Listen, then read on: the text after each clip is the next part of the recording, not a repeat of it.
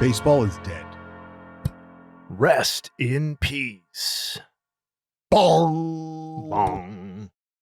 Welcome back. Jay, it feels like the baseball gods. Well, I don't know if it's the baseball gods. I think it might just be common sense more than anything. But I had anticipated a little bit of a ruffling of the feathers. And maybe once those feathers had started to unruffle, we were going to hear from the man of the hour. That man, Raffy Devers, the hour now. Well, we heard from Raffy last night once he became a San Francisco Giant.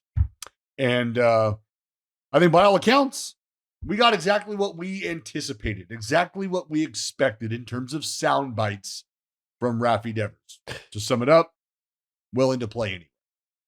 Willing to play anywhere, willing to help the team however he can. Actually, I found it striking. Speaking of striking, his first at bat as a San Francisco Giant, unfortunately punched out 5 pitches. But he said, it was the ovation. It was the ovation, Jay Hay.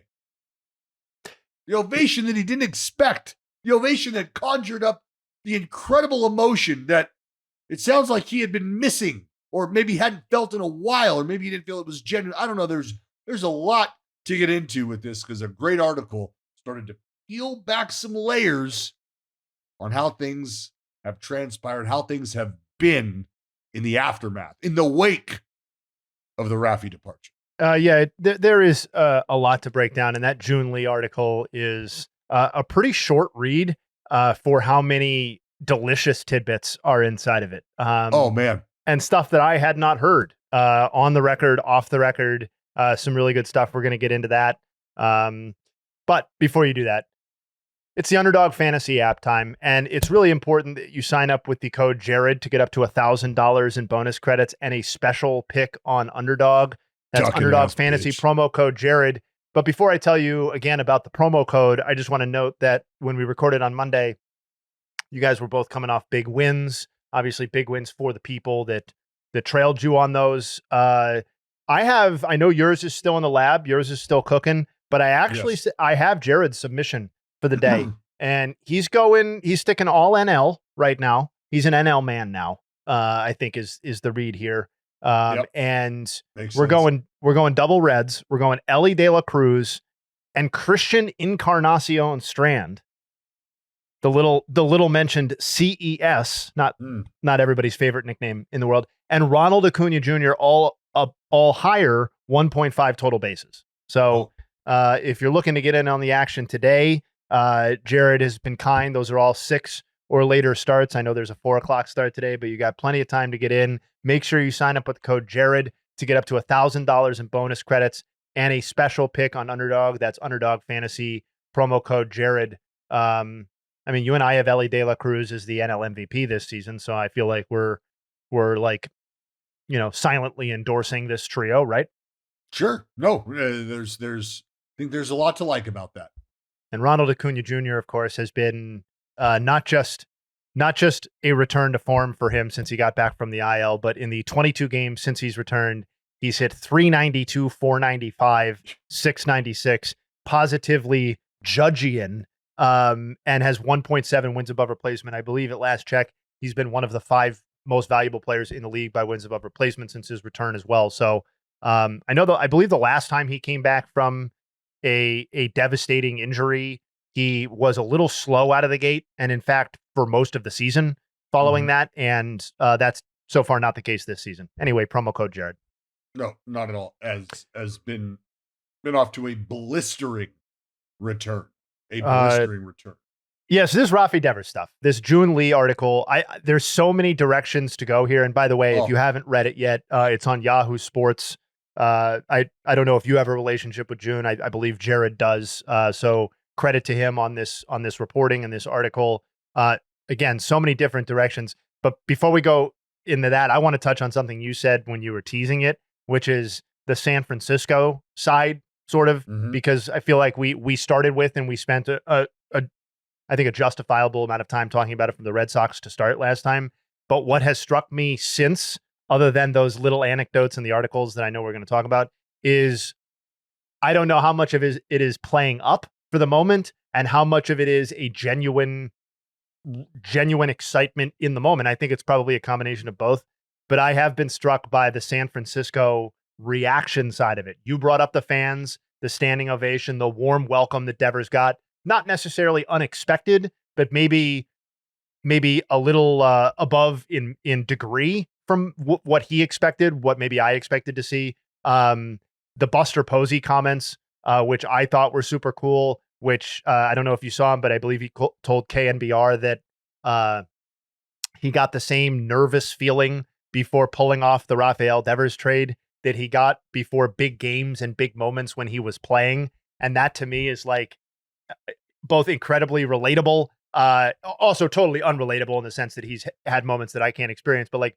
relatable in the sense that like, man, that's like a former player who has won the World Series, performed at the highest moments, still getting that. And you got that sense with Buster, right? We've kind of been talking about this, that he lives for this shit now. And it's an interesting contrast to what we've seen on the Red Sox side of things. Certainly. Thank you. Yes. Thank you. And then lastly, the Devers contrast coming in and being Mr. Smiles and willing to play anywhere and everywhere, which I know was expected in a lot of corners, but was still really something to see. So I think the Giants side has been equally as interesting as the Red Sox since the last time we potted. No, I'm glad you brought that up, because we're talking about the excitement of a player like Buster Posey, who is now in a front office position, a very important front office position, I might add. And the excitement that he starts to feel, it's reminiscent of those big moments. So when you look over on the Boston side of things and you read this article, and what you hear couldn't be further from that vibe, right? Because the article kind of tells us how the baseball vibe, the baseball feel, has been gutted and swapped for a more Wall Street-like, streamlined approach to baseball operations. And that in itself had already started to alienate individuals who are part of the executive branch as it stood. That started to alienate scouts. I mean, we even catch wind of what we thought was a Zoom call that had ended, that frankly did not end. And someone had words to say about how they felt about Craig Breslow in the moment. Quoting, I believe it said, "Thanks, Brez, you fucking stiff." Right? Was fucking in there, or did I add that? I don't really remember. I think the sentiment was there. Yeah. Okay. Well, yeah. If that wasn't there, but no, it was there. It was there. I just pulled it up. It was there. Yeah. Yeah. So again, not my words, that individual's words, and that individual was quickly relieved of his duties.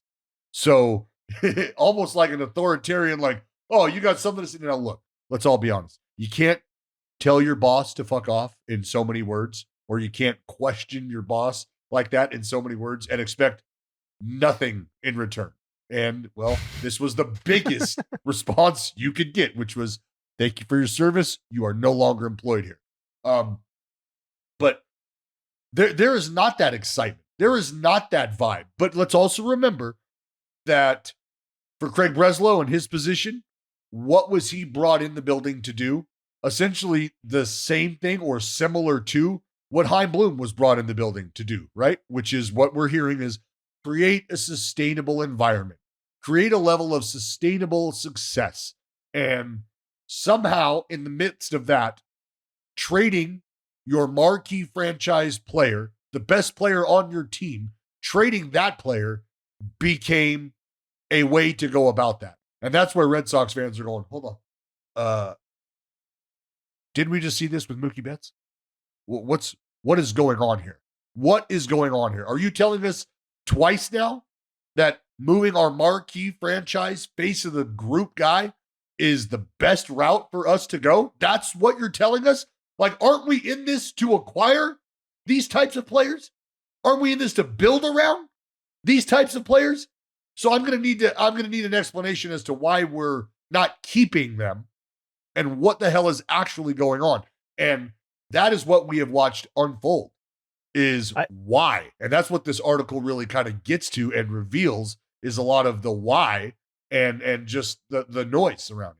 Well, I think in as much as it reveals a why, I think it's a why as to why the Red Sox organization is behaving the way that it is, or why the chaos exists, in as much as it explains anything about Rafael Devers specifically. Like you brought up the Mookie Betts comparison, and one of the things I've seen, one of the pushbacks I've seen has been, it's because after Devers is traded, obviously you start to see reports from various people about the grievances or more details on the grievances that the Red Sox had with Devers, the stuff he was not willing to do, the leadership roles he was not willing to take on.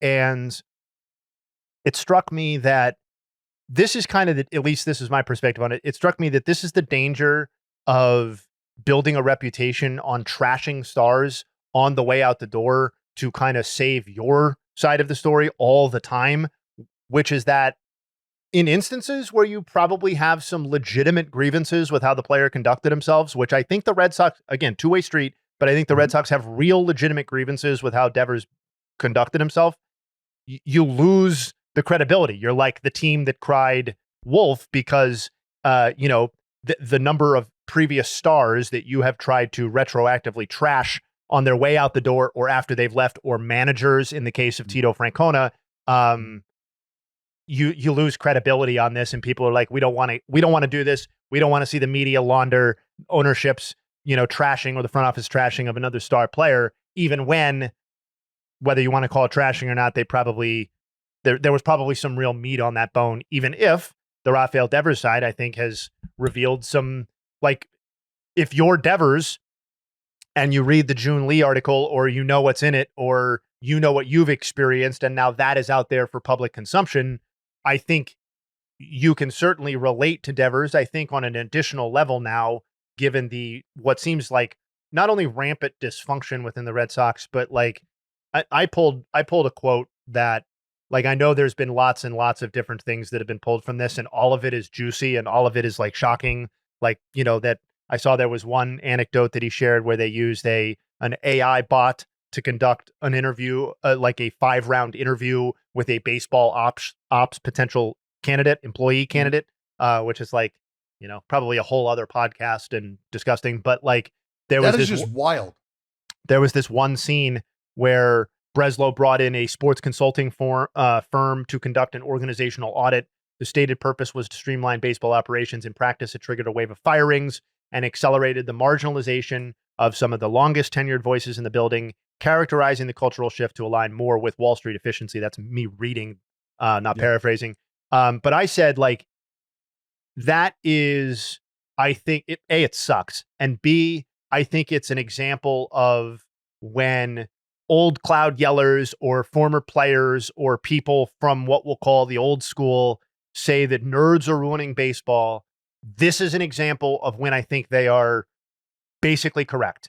And that's not really numbers. That's not sabermetrics, but that is the Wall Street efficiency approach. That is a byproduct of some of the way that these guys think and where they came from in the first place, Wall Street specifically, that I do think is like more or less a cancer on the game. And I think that while the implementation of numbers is both inevitable and necessary in a game driven by numbers, I think that this sort of lack of interpersonal touch and bringing that sort of corporate environment into baseball, or really anywhere, I would feel this way anywhere. But that to me sucks and is a legitimate grievance that a lot of older or old school baseball people have. Well, look, the issue here is that this is not Pac Bell. Okay, this isn't the DMV. This is a baseball team, a baseball franchise that has fans. And we understand that we are in the position we're in right now because of the emotion conjured up by these fans, whether it's hatred or love. Those are emotions, two very strong emotions that drive the sport, because you either pay to go see a team you love, or you pay to go see a team you love because they're playing a team you hate, and you're more than willing to pay that price to watch that. But either way, you can see how the emotion impacts this relationship here.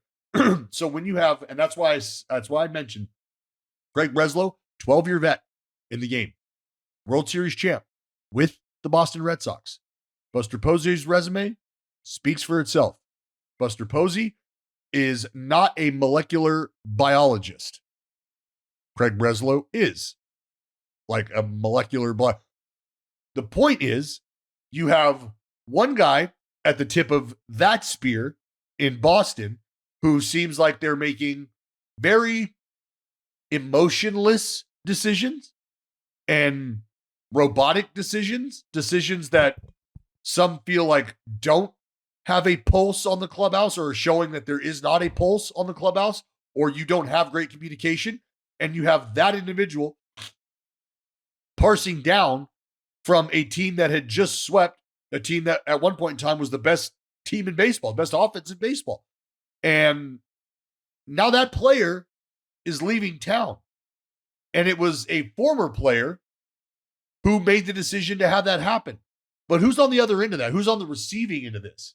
Is a former player who has incredible championship pedigree, who is telling you that when this moment arose, he started to feel like he did when he stepped into the box in 2010, 2012, 2014 to get a big hit in a championship moment. He felt that same way. So his emotion has taken him back to a place in time where he knew, you know what, there's baseball things that need to happen right now. I'm feeling baseball emotion right now. So you know what I'm going to do? One man's Wall Street trash has just become another man's baseball treasure. And so Buster Posey said, come on down. You don't have any room for this guy. This guy, for whatever reason, however it got here, is no longer a fit for you guys. How can we make that happen? I mean, it was really a matter of say less from Buster Posey's perspective. Well, and I think like you're 100% correct. And I want to hit on a couple of things you said, but the last thing, like the part about how can we make that happen, say less. I think there could have been an assumption that in Buster Posey's position, lack of experience, his enthusiasm, the emotions running high, the Giants where they are, he could have just been like, oh, you want Bryce Eldridge? I think that this is Rafael Devers, man. Like, yeah, right. That makes sense. Yeah, and we'll, Kyle Harrison, Bryce Eldridge. Okay, I think like we're getting better now. But he didn't do that by all reports. In fact, they asked for Bryce Eldridge and he said no, or they said no.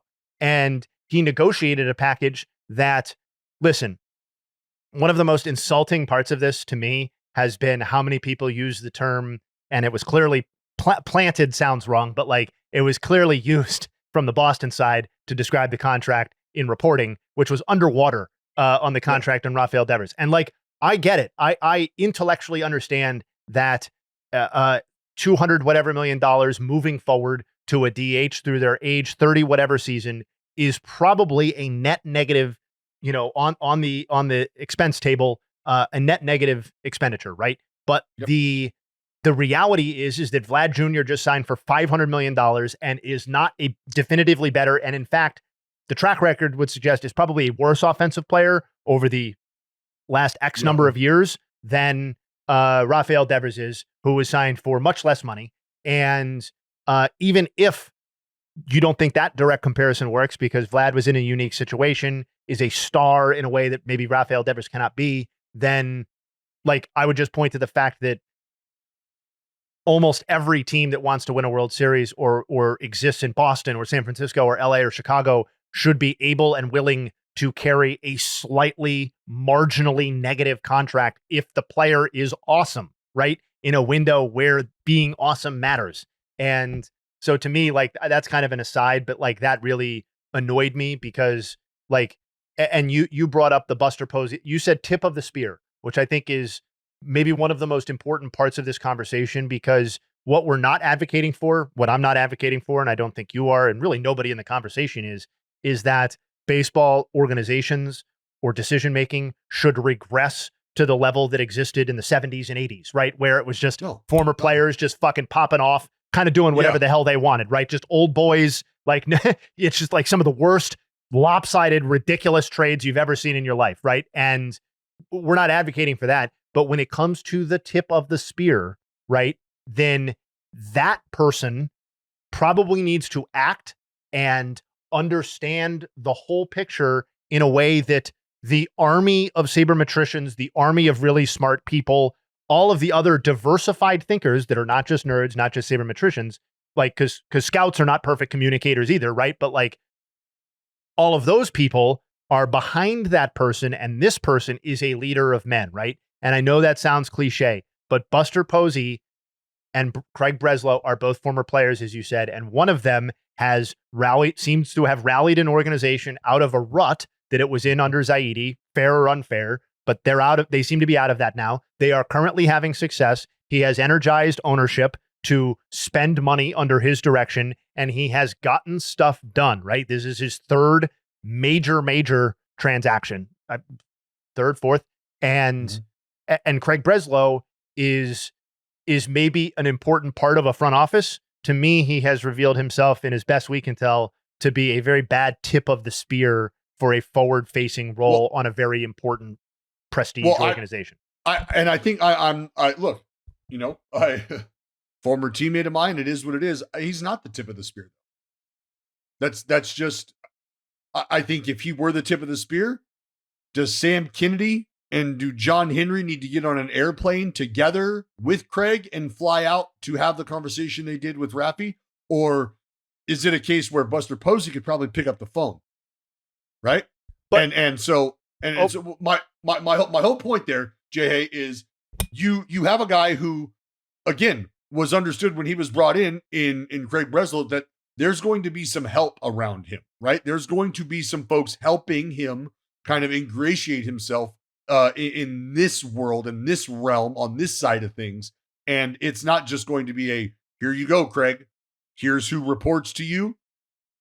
Let us know which direction we're going. That's not what it is. And for Buster, it was very much Buster Posey is stepping in. Buster Posey has taken over. Buster Posey's removing people from the equation.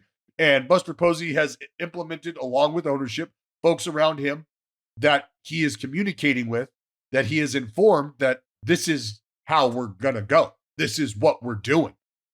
But yes, but that's also a little bit of a chicken and an egg thing too, isn't it? Because if John Henry or Sam Kennedy had hired a person who had the ability to handle the situation without them getting on a plane, or to put the ownership of the issue elsewhere, if John Henry and Sam Kennedy had wanted to hire someone who fit that role in the first place, then they wouldn't have to have gotten on the plane. Because the Giants did hire somebody like that, right? Because I can name several of the Giants owners or other people in their ownership group or front office, right? I know that's weird, but like, just like we just did with Sam Kennedy, like Larry Baer, right? Like, I know who these people are. And the fact that I know who those people are, but they're not involved in any of this bullshit. It's Buster Posey. And listen, we may end up having a more nuanced conversation about Buster Posey's stewardship in 5 or 10 years, right? Like when some of these big money moves, maybe Willy Adames doesn't turn this around. And we're talking about Willy Adames looking like an albatross contract, a year and a half from now or something like that.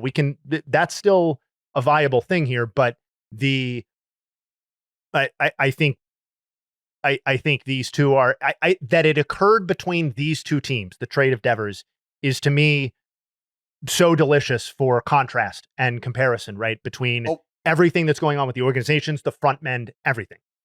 But it's not only that, but it's because we also have two former players who are essentially from, and I don't want to say from two different worlds. Look, I'm not telling you that Buster Posey couldn't count to 5, right? Of course, on his hands and feet. Like Buster Posey's a very intelligent guy. It's understood that Craig Breslow also a very intelligent and intellectual based individual. But the fact that they're both former players and are seemingly approaching this from their individual backgrounds as opposed to just their playing backgrounds, Craig Breslow is running this, or is a part of a group that is running this like a business. And there's really no other way to process that if you have traded away your marquee player. Why did they have to trade away the marquee player, though? That's where the former player starts to go, hold on, because, buddy, you have this player outwardly speaking about how you have lacked feel in communicating with him as a former player. Like, if anybody would understand what needs to transpire between these two, it's a former player. But the former player has already put on the business hat. And he's probably thinking, it's not going to serve me well at all to maintain that tie to the player side of things if I'm trying to run this like a business. Because what I don't want to get caught up in is making an emotional baseball decision in the face of having information, or in the face of the information that I do have that's telling me this deal in place right now could very well be something that prevents me from making more business decisions that can get us to a place of sustainable success, as opposed to just banking on this $300+ million contract that we have, hoping it works out and hoping that we're able to supplement that over the life of that contract. And that's where Craig Breslow is coming from. And Buster Posey on the other end is going, I'm trying to win, and I want to win right now. So it's I'm not here to make a business decision that's going to balance the books over the next 10 years. I'm here to make a decision right now. My platinum glove third baseman is out for a month plus. We need somebody to fill that role if possible. We're going to talk about what life outside of third base looks like with this guy, simply because I love the bat. I love what he represents. I want him in the house. I want him in the building. And Buster went and got him. And I get it. And I listen, intellectually, I can see Breslow's, in theory, vision on a team that fits together better and maybe has the money allotted in different places. What I ultimately come down to is that I'm not sure I trust a front office that is talking about Rafael Devers' contract is underwater and is this asset we need to dump and stuff like that, to actually like put the championship club on the field. And I also just like, they've already lost the messaging battle. And that goes back to what I'm saying about who's delivering the message and how they're delivering it is, yeah, you can have this like sweet plan. And like, again, we podcast 3 times a week, twice during the off season. Like we'll revisit this, but for the time being, and it's not just a media headline, right? It's not just you've won or lost the press conference. To me, it is more than that, because it's just kind of like a sustained bad vibe, a rot going on in the organization, and this has perpetuated it. And yeah, go ahead. Well, I was just, it's coming from so many different areas too. For sure. Like when you think about, the account of having Roman Anthony going out and yes, doing early work basically in front of the people. media. Yeah. So there's an opportunity where you can get to the ballpark, you can get your early work in before media has access to whatever it is you're doing. Yep. Right. They can't just sit in front of the dugout. They just can't be there. Well, timing wise, sounds like they got Roman Anthony out there jumping through hoops in front of the media circus, just to almost send the message of, hey, here's who's ready. Here's who's not. This is what you're doing. Like, you're questioning the calls. You want me to plug these guys in, and Alex Cora is saying, there's work to be done here. We need guys that are trustworthy. We need guys that are playing a brand of baseball that can be competitive. But if this is the future that you want, okay, well, look, this is what we have.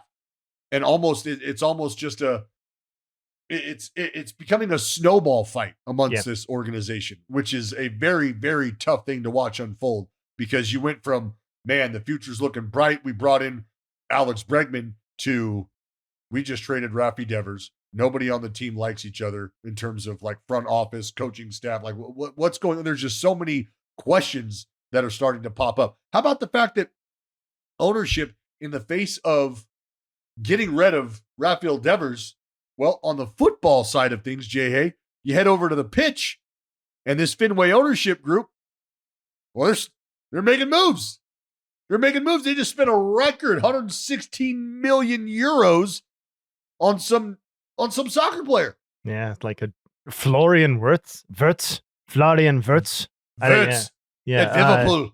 It is a tough, kind of look. It's a tough look to be shedding $250 million in Rafael Devers with, quote unquote, your original team, and, investing a record-setting amount in a German football player from Liverpool or for Liverpool, or I don't really even give a shit. So I'm not going to pretend like I know. But but again, that just goes back to losing the messaging battle, and you know what? Losing almost implies that you care. Don't think they care. I just don't think they care. Like, I don't think John Henry specifically cares anymore. I know everybody made a big deal about the the cool picture of him smoking a cigar by the fireplace in the offseason after they got Alex Bregman. Like, I hope everyone who made a big deal out of that photo, and I tweeted something too, I hope we all feel a little silly because, like, you got in some sense, right? Yeah, you got, absolutely. So, yeah, no, and I'll never really understand, bringing the Red Sox out of the curse era and winning 4 World Series championships and being celebrated as a hero in one of the most storied teams and locations in the country, and then just deciding you just care more about European football. Like, I know billionaires are a different breed, and it's not like the Red Sox were the first baseball team that John Henry was involved in from an ownership standpoint, but well, look, I mean, I still think it's weird. It's just weird to me. The whole thing. You milk this baseball cow for all you think you can, and it's not to say that you can't just keep running these kind of plays. That's why he wants Craig Breslow, captain sustainability, in the seat, right? Because he wants, for sure. Let's get to a level of sustainability. And well, maybe you get bored there and you're like, all right, we've milked those teats. Let's go see what these European football teats feel like. Let's see if we're getting milk out of that.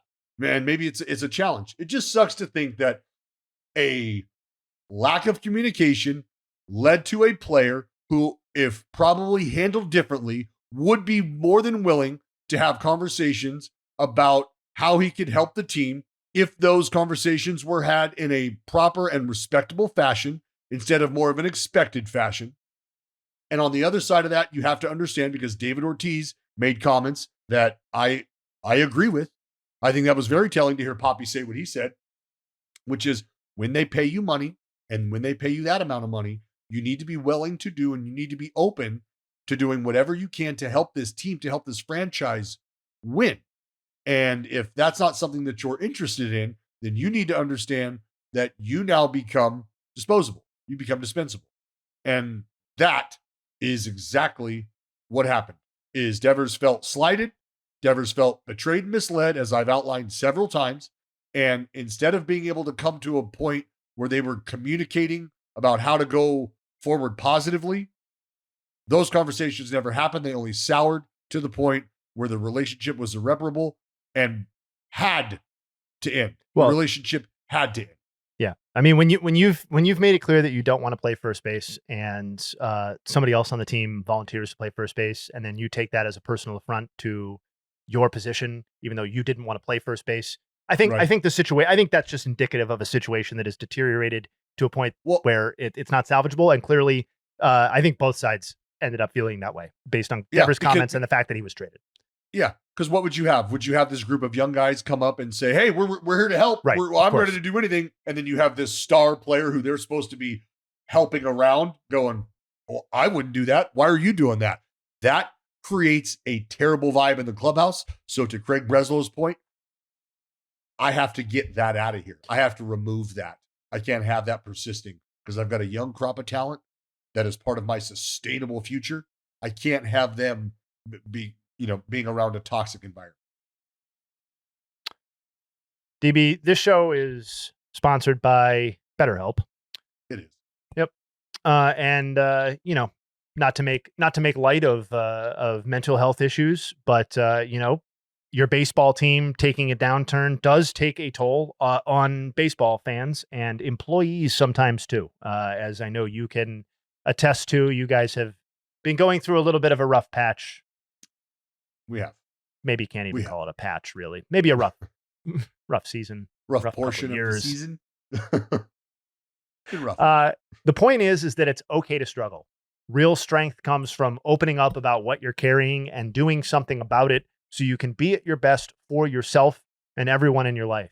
You and I we're very blessed to have lots of people in our lives, DB, that, rely on us, count on us, and we need to be at our best for those people.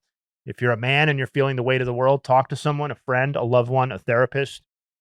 If you're a woman, feel free to do the same, I would think. Everyone needs a little bit of help at the right times.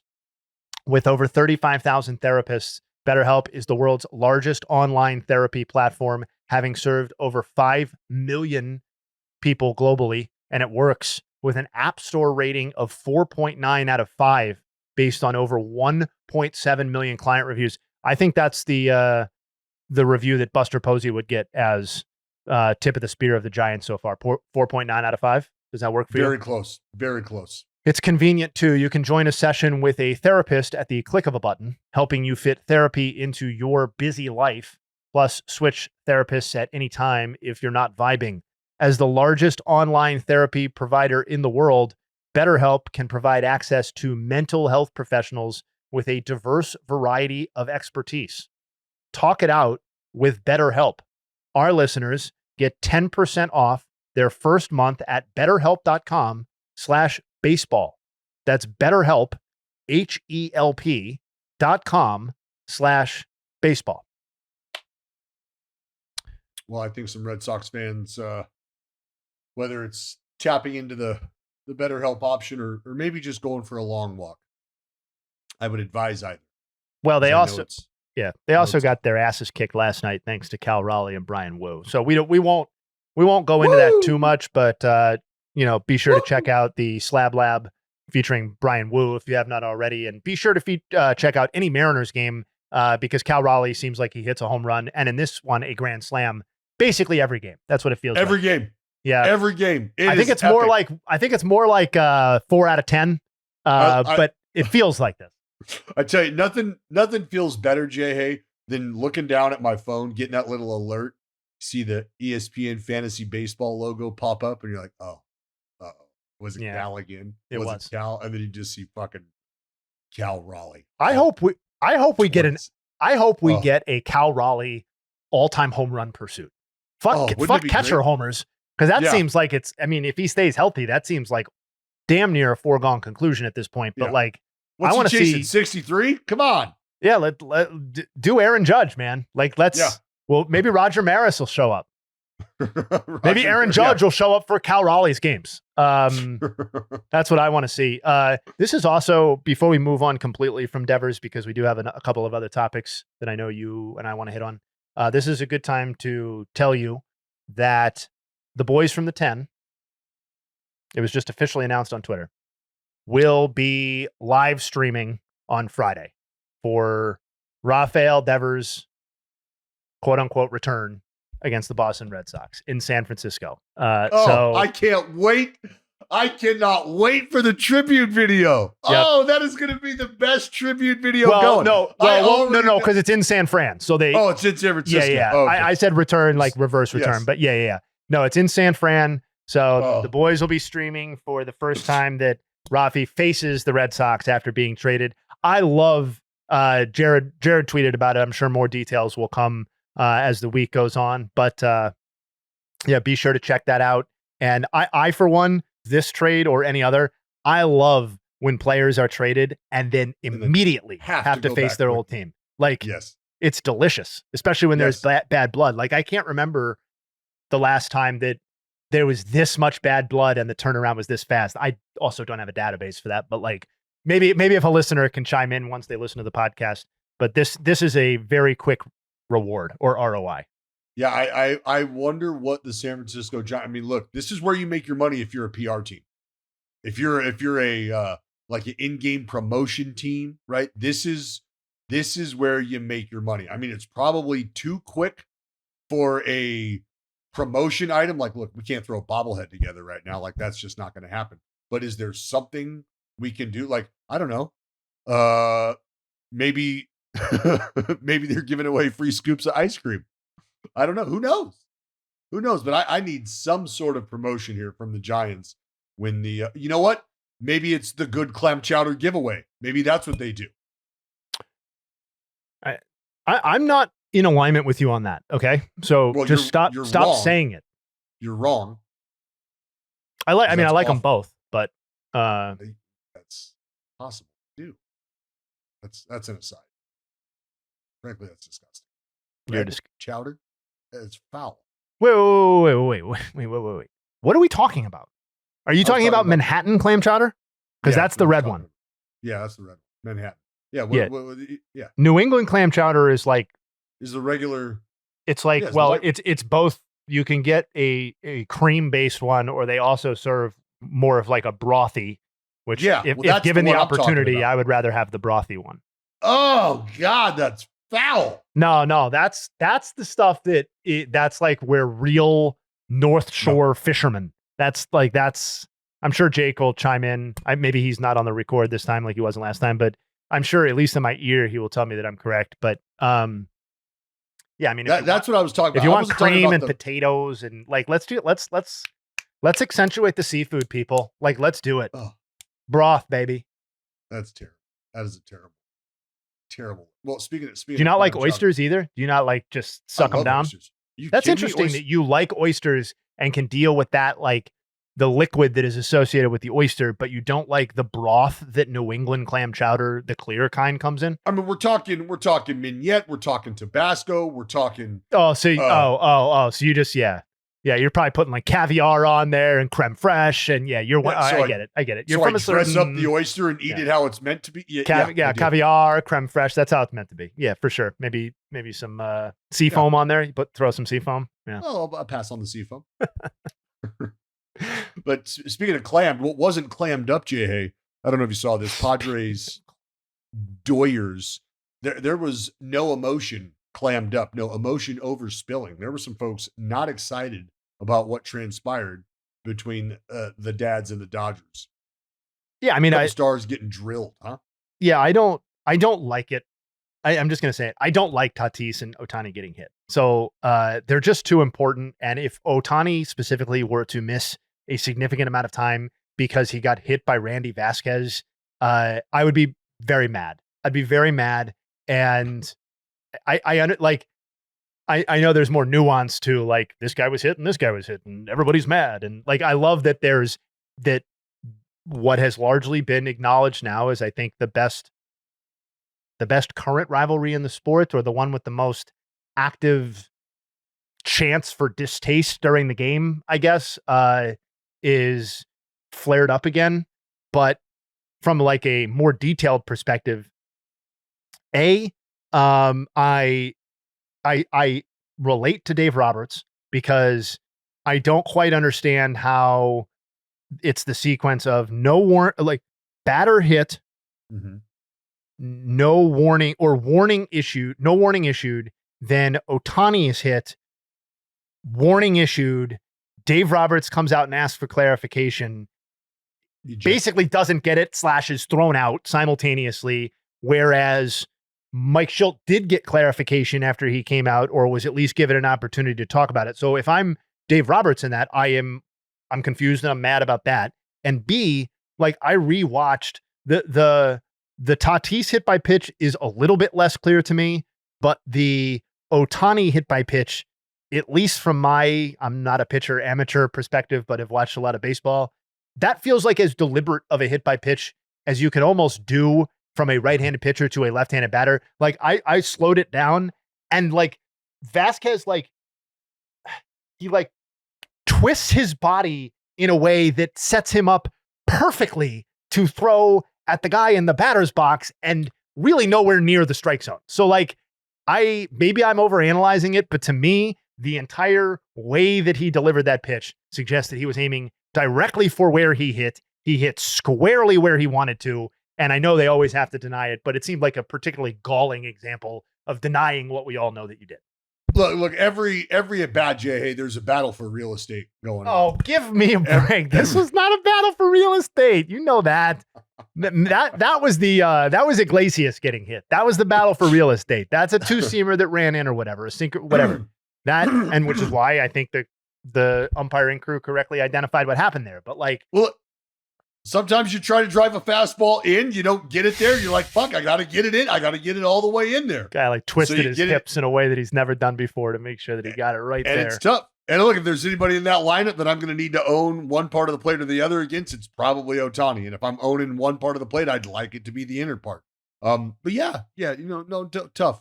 I don't care if I sound like Ben Verlander. I don't want Ohtani hit. And if you do hit him and he does get injured, I'm going to be mad and stuff. It just seems like he's the wrong dude to hit because he has the ability to go, now I will take you deep the next 5 times I see. I hope Ohtani hits Vasquez when he's pitching. Yeah, is that what you want, right? Throws it in the dugout. Well, that's where Ohtani That's where Ohtani's playing a dangerous game with these other folks because he ends up drilling somebody, right? They go to their guy and they're like, hey, well, he does hit and I do not. Yeah. So if you could Good point. please stick one into his fucking thigh bone, let's call it a day. Yeah, I mean, look, this just continues to add fuel For sure. to It's great. a fire that we all want Generally. to see burn as bright as it can. Outside of guys getting hit and hurt to the point where they're not able to participate in the rivalry. Yeah. Give it to me. Give it all to NL me. West is so fucking hot right now, man. The NL West is so fucking hot right now. Yeah, I mean, even the Rockies are just having a historic season. We can't lose sight of that. Just doing things that nobody's ever done before. Like we focus on the top of the division, but like you can't forget about the bottom where they're trying really hard to set their own goals too. You know? And you can't have such an incredible race without that caboose doing what it's doing. No, you can't. I mean, you can't. Those teams are all going to get some free wins down the stretch that'll make it extra compelling, I'm sure. I don't have anything else to say about that. Do you? No. Can I read you some stats about the Yankees' offensive ineptitude? You mean the Yankee offense that has failed to score a run in 29 straight innings? The one who has been now shut out for a third straight game. That offense, is that what you call it, Jay? Do you call that offense? Do you call that flailing? Yeah, so it's 3 straight games being shut out. Per Katie Sharp, former colleague of mine at ESPN, obviously Yankees super fan expert. The last 3 games, they have 0 runs, 33 strikeouts, and 24 men left on base. They're the only team, Yankees or otherwise, since at least 1901 to have any 3-game span with 0 runs, 33 or more strikeouts, and 24 or more left on base. So that it's happened in mid to late June, probably good from a we will forget about this and move on standpoint in the long run. But if what you're focused on is how atrocious has an offense been over a 3-game span from a watchability and scoring run standpoint, this is arguably as bad as any offense has ever been. So that's kind of cool, actually, I think. They have their scoreless inning streak is now up to 29 innings, DB. That's a lot of innings. They had been shut out only twice in their first 69 games of the season. According to ESPN research, it's the 7th time the Yankees have been shut out in 3 straight games in franchise history. So if you think about how long this organization has existed, we really are talking something like once every 20 seasons this happens. Really, really infrequently. The 29 inning scoreless skid is the franchise longest since going 33 innings without a run in September of 2016. And from the Angels side, Kyle Hendricks, he had 9 strikeouts. Unbelievable. That's his most since September 18th of 2020. So 4.5 years. Yeah. Just made me look like an ass when it came to the pick yesterday. I was like, I don't know if Kyle Hendricks gets through 5. And he said, well, hold my beer, bitch. I'm punching tickets. I loved where your head was on that, with that, because you're like, they've been ice cold. They'll fucking break out. They got Kyle Hendricks. Like, let's feast time. It was the exact opposite. They just dug themselves further. I don't want to overanalyze this or ask you to, because I think asking like what's wrong with the Yankees offense for a 3-game sample is probably more of a waste of time than anything, given that I can start here. Aaron Judge was 1 for 11. Yeah. I think that's basically it. Yeah. Yep. That's pretty much it. Yeah. You've got Aaron Judge not doing what Aaron Judge has been doing all year long. And it came over the course of a 3-game stretch where the other team was scoring. I mean, I don't want to say it's as obvious as that, it's as easy as that, because there's other contributors that you have to consider and factor in. But the numbers, I mean, I'm looking at them right now. Outside of Jazz, look, Chisholm, Rice, Grisham, and Stanton, right? These are the guys that have been contributors over that period of time. Outside of that, you've got nothing. Absolutely nothing. And when I say contributors, I mean those are the guys that are hitting the baseball. Clearly, nobody's driving runs in. Nobody's scoring. So the opportunities are just not being capitalized on. That's the take-home message. Sure, you get guys on base. Are you driving anybody in? Nope. 1 for 11, 6 punch-outs from your AL MVP hope. Top team. He's 2. What is he? 2 for 20 over his last 5 games. Yeah, 13 punch-outs. He went from 394 to 372 over this stretch. That's why it's so hard. That's why I guess we have to talk about it. But like, when people get all excited about the pursuit of 400 in like late May or whatever, I'm just like, this is like never going to happen, people. You understand that, right? It's just never going to happen. I feel the same way.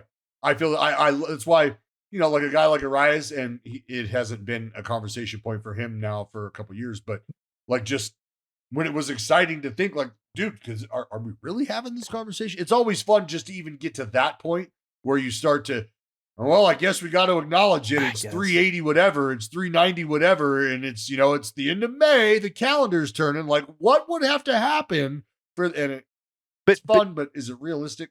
No. What we really need, honest to God, is somebody to be running at like a 440 clip in like late May or early June, because like even just we can move on after this, but like Aaron Judge is hitting 372 now.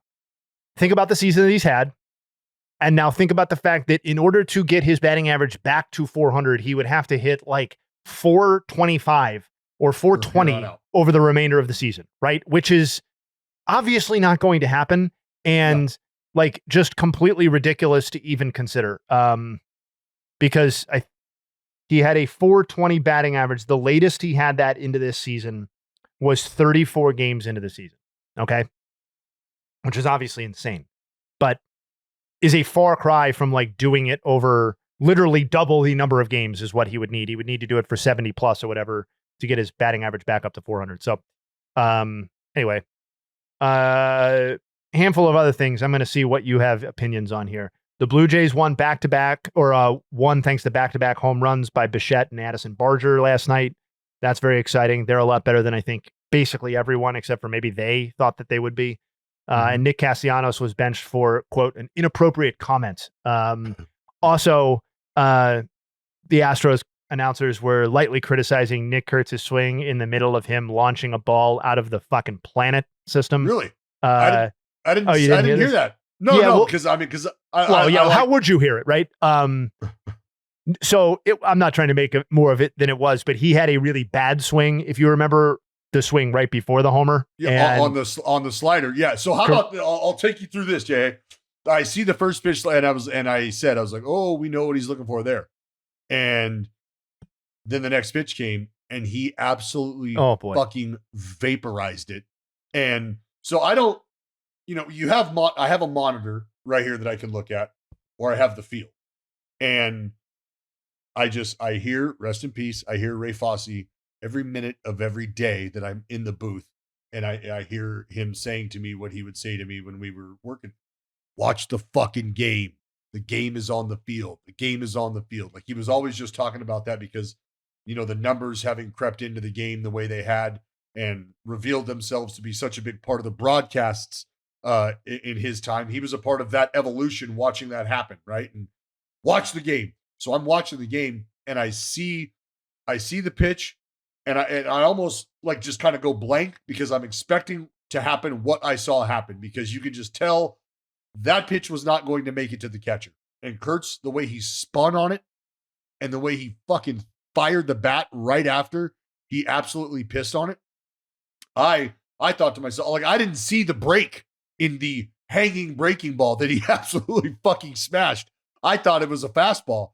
And just because the way he hit it, the way he spun on it, everything. And I was like, oh my God. So I'd be really curious. Yeah. Do we have, I guess I'll have to find the audio of it. Yeah. I'll send it to you, but it was just kind of a funny thing, given that it was just like they were in the middle of talking about it, and he launches the ball and then gives you a nice, pretty much a perfect little bat flip, I would say.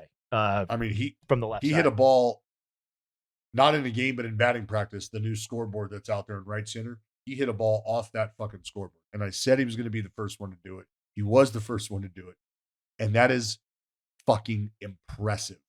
And the fact that ball that he hit was well over and into the fucking trees on the other side of the grass berm, like, my God. I'm a mammal. Yeah. It's, when he connects, it's fun for sure. And generally, I think that, I know it's been kind of like a little bit of a up and down experience for him and all that sort of stuff so far, but I think the fact that he has kept his head above water, in the initial taste of the big leagues, like 106 OPS plus. So like clearly, this isn't a disaster, right? This is something you can build on, and stuff like that. Well, I think is super encouraging. And remember, this is him coming off of, he was coming off a hip flexor issue, and that's right before he was starting to come into his power. Like the fact that he was battling and grinding away at the big league level and still holding his own, still punching balls the other way, still getting hits, right? But you started to see the power stroke settle in a bit, and the homers were starting to come in bunches, and then boom, the hip flexor. So for him to be able to bounce back the way he has and seemingly picked up right where he kind of left off in terms of his continued growth and progression into the power stroke, it's going to be a lot of fun to watch this dude, because I'm telling you right now, he's already, and Mark Kotze said so as much, he's already started to develop some very serious and very real and obvious leadership characteristics. So for a guy at 22 years old in a building with a guy like Brett Rooker, who's been signed up and extended for a while, a guy like Lawrence Butler, who's been signed up and extended for a while, like this is a guy who could very well start to emerge as the leader at all of 22 years old. Yeah, that's pretty cool. Then, obviously it almost seems like he's just got righties figured out to an extent, and now we just figure out the lefty side, right? That's it. We can do that. Things really start to take. Why don't you just step in the box with him? Just give him a few cuts against you. I'm sure that'll like iron sharpens iron, right? Well, that could, and you want to talk about instilling some confidence. Yeah, that would, too much. Yeah.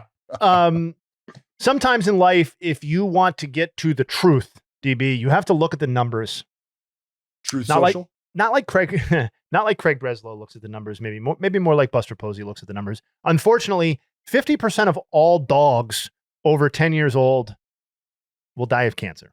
And the other 40 to 50% suffer miserably from skin or joint problems. And this is widely attributed to your dog's diet. Bad food. Yeah. These numbers are what inspired Dr. Dennis Black to create Rough Greens. So here's the good news. With thousands of testimonials and 5-star reviews every month, Rough Greens is now the #1 all-natural dog supplement in America. They have helped millions of pups, like my parents, stay active and be healthy. And your pup could be next. You don't have to change your dog's food to improve your dog's health. Just add a scoop of Rough Greens. Fetch a free Jumpstart trial bag for your dog today. You just cover shipping. Go to roughgreens.com. Use the promo code BID. That's spelled BID. That's Rough Greens, RUFF Greens. Yeah, you get it. RUFFgreens.com, promo code BID. You don't have to change your dog's food to improve your dog's health. Just add a scoop of Rough Greens. My daughter says I do a very good dog. That's a decent. I mean, thank you. You're given Pomeranian vibes, but still, yes, yeah. Well, that's the intention. Yeah. I'm going for like a little yippy dog. Nailed it. Yeah, I get the whole body going, and you can see my neck jerking like that. I'm not cheating anybody with these sounds. Okay, I do many other sounds, but we're not going to do those right now. I'll drop them when appropriate. Maybe if we get some other ad reads. The Pomeranian is incredible. Thank you. I'm so glad you feel that way as an actual dog owner. That it resonates with you, because my daughter doesn't own a dog. I just do a good dog. What are we doing? We got to get there. Come on. Allie is not going to like to hear you say that. Yeah, I know. We had that conversation. Yeah, that's a line that I'm not sure we'll see. I could pretty much get whatever she wanted, actually. So we'll see how that plays out. I have obviously a batch of Nuggs and a few pieces of cleanup to do here. Do you have any other topics that you wanted to get to? Just one and look, we're never gonna know. Maybe we will know in time what was said here. I just thought it was funny. The Nick Castellanos benched for what was phrased as an inappropriate comment when lifted late in the game for defensive purposes. And I can only imagine, like, I don't know, like when I hear inappropriate comment and then I don't get to hear what the comment was. Yeah. It's like, hey man, I got a surprise for never mind. Oh, no, what do you mean never mind? No, you're gonna have to tell me now. You have to tell me now. I can't wait. So what was the inappropriate comment? Again, who knows if we'll ever find out, but I can imagine like Nick Castellanos just going, what the fuck are we doing? Are you sure? Are you sure you want to, are we fucking trying? Is that your final answer? Okay. All right. And they're like, Nick, what? You can't try to win a fucking ball game here, man. Like we're, defensive purpose. It's late. Like you might not be the gold. Like, am I wrong here? Like, and Nick's just walking down the steps with his bats over his shoulders, just throws the peace sign. Like I'm out of here, dude. Like, peace. I said what I had to say. Like, we're not trying. Clearly, my night's over. Go fucking get him. Like, I want to know what he said. But I mean, for a dude who's been playing pretty consistently for this club for a while, for him to miss a game just because like he said some shit that did not land how he wanted to, I mean, I guess the good thing is he's not under Craig Breslow, because if that were the case, he'd be fucking shipped out tomorrow.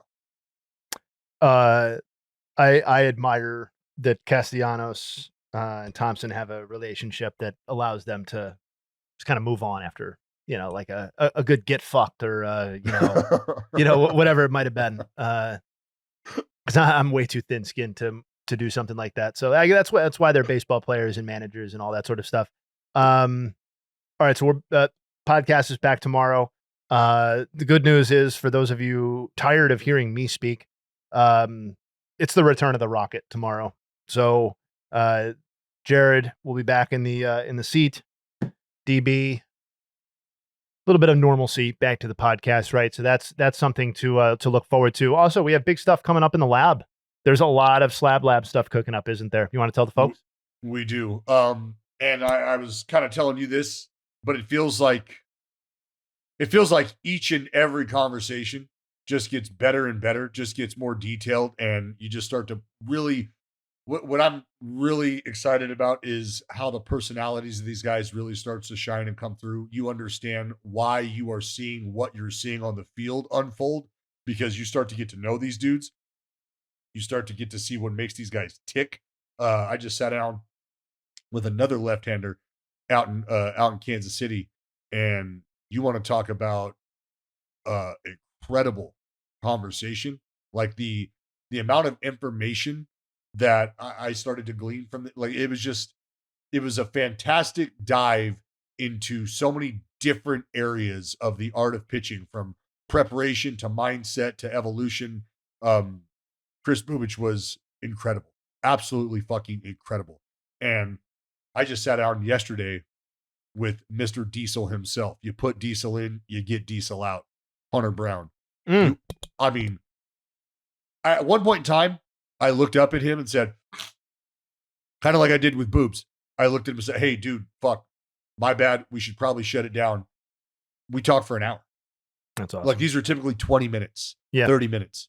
And we were sitting in the fucking summer sun, 100 degrees, getting absolutely crushed, and just talking shop, just talking ball.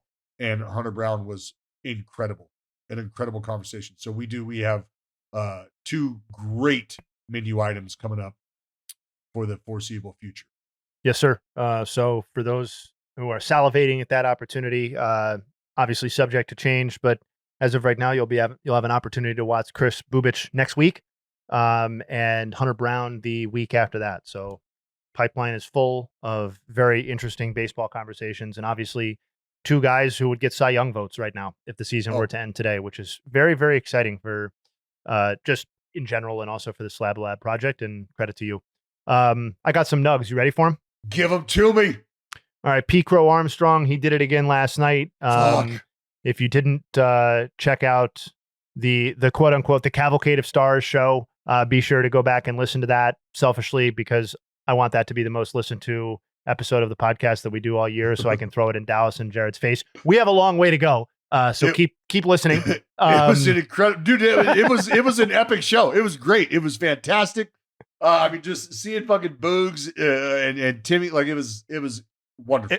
Dude, it was so funny. I tried, as you probably assumed, I tried so hard to like produce that like I mean, Jake and I worked together, but like I tried to make sure that people showed up at certain times, and obviously you start recording and all of that is fucking thrown in the garbage because, Boog's running a little bit late. Jared shows up early. Tim shows up 20 minutes. But that was the best part of the pod too, was the collision of everybody. So, you try and produce things and then you realize what the hell's the point. Anyway, I brought all of that up because Boog talked about Pete Crow Armstrong, and Pete Crow Armstrong did it again last night. He homered to kind of seal it for the Cubs in a way. He now has 19 homers and 23 stolen bases through 72 games in modern baseball history. This is the last thing I did last night before I fell asleep. He and Eric Davis are the only players, Eric Davis in 87, who we've obviously mentioned a lot in connection with Pete Crow Armstrong's season, the only players to get to 19 and 23 through 72 games since at least 1901. So just an incredible, incredible season. And one that the longer it goes on, man, the more realistic is this the guy? Is this an MVP candidate? Is he going to win the MVP? Because right now, I think the only thing standing in the way of Pete Crow Armstrong and winning the MVP is Shohei Ohtani. That's it. Right now. And continuing to perform. But there's no player, if he continues doing what he's doing, or even 90% of it, the only person standing in the way is Ohtani. I'm with you. Our boy Ellie takes a far back seat to what PCA is doing right now. And I love his game. I love everything about what I see from him defensively. The fact that the offensive side, I don't want to say is catching up, but what he does defensively is so special. To have the offensive output, what it is right now is, I mean, this is the best player in the league right now. The best. Salvador Perez, definitely not going to make the Hall of Fame, is the second oldest catcher in Royals franchise history with a 2-homer game, behind only Jim Sundberg, who I should note is not in the Hall of Fame, on August 10th, 1986. So Salvi continuing to do it even in what's looks like closer to the end than the beginning. Obviously a little bit of a downturn this year, but great career. Hall of very good. Oh, by the way, I saw that. I'll save that for final thoughts. Yeah, I'll save that. 1 second. The Garrett Crochet, so he starts today. And one of the things that I noticed about him, this is, sort of a nug, sort of diving into the numbers, has been his sweeper, which is not the focus point of his repertoire. He throws it 10% of the time. He threw it 10% of the time last year. So no real change there. But what I did notice that I thought you would find mildly interesting, at least, is that he's throwing it 1.4 miles per hour slower than he did last year. He's getting 3 additional inches of vertical drop. And the results speak for themselves. Batters are hitting 103 with not a single homer and a 121 slugging, which is on a different level than they hit against it last year. So that I'm going to tune in for that start, and just kind of, at least to start, I'm going to be looking at that sweeper. Or when he throws it the first couple times, see what's going on. Chris Sale, he's facing the Mets tonight. Obviously, that's a very sexy divisional matchup. 141 ERA over his last 9 starts. He's arguably been the best pitcher in baseball over that stretch. He has 31 strikeouts to 13 hits allowed over those in 4 starts against the Mets. So he has been electric against them. And specific to this season, he has 10 or more Ks in back-to-back starts. So he'll be going for 3 straight. And given what I just said he's done against the Mets, maybe he'll get there. And then, actually, those are the Nuggs. Those are tasty. That was delicious. Thank you so much. That is incredible. The run of dominance, especially just against the Mets. Yeah, I saw Anthopoulos came out, I think, right when we started recording the pod, and said that the Braves will not be trading Chris Sale. Not trading him. Yeah. Why would you? Yeah, I guess somebody asked. I wasn't aware that somebody did, but I guess given their slow start, somebody probably asked, and he said it's not happening. Keeping Chris Sale. It's a good. Yeah. Although I do think that they're even not to do a whole Braves conversation now, but I do think that they're even answering these sorts of questions, and that's the position that they find themselves in after we all sort of assumed they would just kind of float back to the top. Yeah, they're still 12 games out, man. They're no closer to the division than they were at any point when we've had this conversation, and they are 6.5 games out of the wild card. So I mean, we've talked about how disappointing the Diamondbacks season is. The Diamondbacks are 3.5 games ahead of the Braves still. So, yeah. Oof. I mean, they are an interesting inflection point, though, because I think everyone below the Braves very clearly sees themselves the way that they should, which is as a total non-contender, right? And an obvious seller.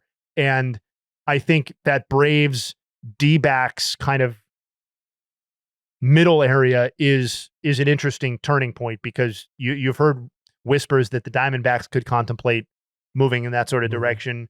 Obviously, either of these teams, if they decide to sell off pieces, even if they don't touch, the star level core pieces, have a lot of interesting complementary guys, or even maybe even slightly better than that would be interesting for a lot of players. So, or a team. So I don't know, something to think about. Anyway, just to put perspective to what the Braves are dealing with right now. Remember, the A's lost just about every game in the month of May, and are only one game further out of their division race than the Atlanta Braves sit right now. The A's 13 games back from the division leader, while the Atlanta Braves sit just 12 games back. I have a final thought. Please share it with the class. I was tagged in this multiple times yesterday, so I feel compelled as a newsman to address it. Some Hall of Good pod. There's a podcast out there that inducts people into the Hall of Pretty Good. Hall of Very Good. Yeah, which is a nice little concept that they've moved with. They inducted Eric Hosmer 2 days ago on June 16th into the Hall of Very Good with 88% of the social media votes. I was asked what my opinions are on that. I'm going to save my full opinions for hopefully a future interaction with Eric directly, because I think that's too good to burn on the end of this podcast. But I will say 88%, huh? Yeah. 88%, huh? A little lofty? Jay, you don't have to be in that likable? Oh, I don't know. The Hall of Pretty Good. That's quite a bar. I hope he was honored, though. I hope he spent the night celebrating. But either way, yeah, that's a nice little tease for something maybe we can get into on a future podcast or content vertical or something like that. Who knows? That's my final thought. My final thought is I am getting ready to call a baseball game from the grass berm today in Sacramento, out in right field. I don't really, that's fun. I do kind of know what to expect. It's going to be hot. I'm going to be staring directly into the sun for the first 3 to 4 innings, which should be interesting. If you have popsicles and you're listening to this, please bring them out. I will share. You know what? I'm here to tell you right now. I will go 1-for-1 a trade, popsicle for a baseball. You bring me 5 popsicles, I'll bring you 5 baseballs. We've had a few people chime in now that you're doing another, offer to the fans. We did have a couple of people lingeringly respond to the getting slapped in the face thing, or getting hit in the face from the discourse. Yeah. I didn't collect those answers, and frankly, I'm not super comfortable with organizing that sort of event, but I did want to let you know that you were not ignored on that. There were some people who were volunteering their faces, but yeah. Oh, you know what? I'll tell you what we'll have to do. I'll just have to work up some sort of waiver here that absolves me of any legalities. Yep. And I think from there, we're probably a lot closer than we are right now. So once we get that waiver drafted, and you guys are, you guys being the listeners who are willing to wear one, catch these hands, you can sign that and we'll be good to go. All right. I've never thrown a punch in my life. Did you know that? Not a real punch. Yeah. Not like a real fight connected with somebody's face. Never done it. Yeah. You told me. Hope to never do it. But I will. It's a good place to be. I will. Well, if you're a Red Sox fan, I hope you've either stopped punching air or punching yourself, or maybe punching that doll that you've taped Craig Breslow's face to. Just look, today's a new day. Okay? Today's a new day. You have a bright, young roster full of talent that may or may not be getting early work in front of the media. because the front office and the coaching staff doesn't see eye to look. All that aside, right? And nobody is blaming you for being upset that your owner cares much more about the soccer team than your beloved Red Sox. Florian Wirtz. That's it. I know. It must hurt. It hurts a lot. Jay, it hurts so much. So bad. It hurts so bad. But hey, chin up, right? Chin up, because you guys are going to get to see Devers here very soon. Yeah, that's all I got. Then I think there's only one thing left to say, and that's Vegan. Vegan. Vegan.